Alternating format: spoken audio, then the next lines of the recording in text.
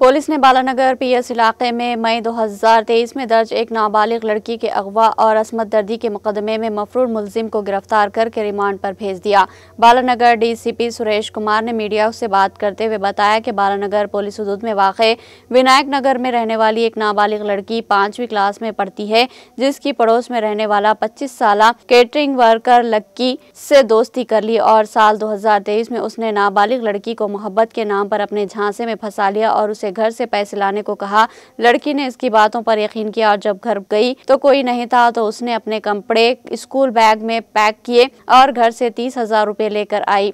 Robins लड़की को Secunderabad railway station से वैजाग ले गया और इसकी असमत दर्दी की। 2 दिन के बाद वो इसे शहर ले आया और उसे छोड़ दिया और भाग गया। पुलिस ने मुतासरा के वालिद की शिकायत पर अगवा और ज्यादती का मुकदमा दर्ज करके रॉबिन्स की तलाश शुरू कर दी। रॉबिन्स गुज़िश्ता 2 साल से मफरूर था। पुलिस ने रॉबिन्स को उस वक्त गिरफ्तार कर लिया जब वो हॉस्पिटल में अपनी नानी से मिलने आया था। पुलिस ने इसके खिलाफ उसको एक्ट के तहत मुकदमा दर्ज कर दिया और रिमांड पर भेज दिया।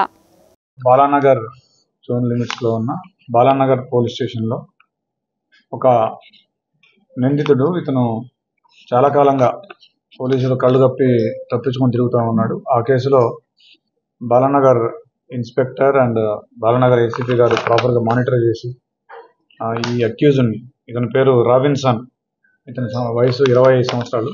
ఇతను చేసిన నేరం ఏంటంటే ఒక మైనర్ అమ్మాయిని మాయమాటలు చెప్పి ఆ అమ్మాయిని కిడ్నాప్ చేసుకొని తీసుకెళ్ళి వైజాగ్ లో ఉంచి అక్కడ అమ్మాయిపై అఘాయిత్యానికి పాల్పడ్డాడు, లైంగిక అత్యాచారానికి పాల్పడ్డాడు. తర్వాత ఒరిస్సా కూడా తీసుకెళ్ళినాడు. తర్వాత వాళ్ళ తల్లిదండ్రులు ఇక్కడ మిస్సింగ్ కేసు పెట్టినారు, కిడ్నాప్ కేసు పెట్టినారని తెలుసుకొని మళ్ళీ ఆ అమ్మాయిని తీసుకొచ్చి హైదరాబాద్లో వదిలేసి మళ్ళీ పారిపోయినాడు. చాలా కాలంగా ఒక 2 సంవత్సరాలుగా పోలీసుల కళ్ళు గిప్పి తిరుగుతున్నటువంటి ఈ అక్యూజ్ని బాలానగర్ ఏసీపీ గారి పర్యవేక్షణలో inspector Balanagar, DI Balanagar and team వీళ్ళందరూ కూడా చాలా చాకచక్యంగా అమ్మాయిని పట్టుకోవడం జరిగింది.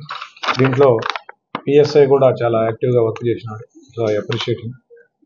సో ఇప్పుడు ఈ నిందితుడిని మనం రిమాండ్కి పంపిస్తూ ఉన్నాం. సో ఈ కేసులో చాకచక్యంగా పనిచేసిన పోలీసులను కూడా అభినందిస్తూ ఉన్నాం.